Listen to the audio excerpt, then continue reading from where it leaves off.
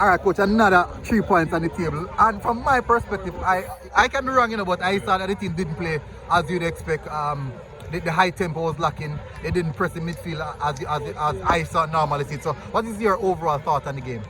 Yes, that's true. We didn't bring a high tempo pressing game approach to this game. But all in all, we are pleased. We got 3 points. We scored early, which is one thing that we have not been doing the last 4 to 5 matches. So we are pleased with that. We went to the halftime with one goal up, and second half we just basically managed the game from there. Yeah.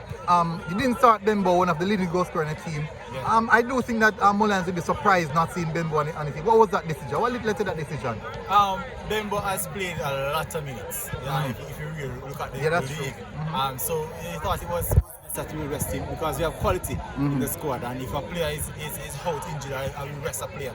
Put another player in this position. They can definitely contribute as good as he does as well. We have to ensure that our top players are not injured and they are ready for that competition. So we're just pleased with what each player contributed to the game.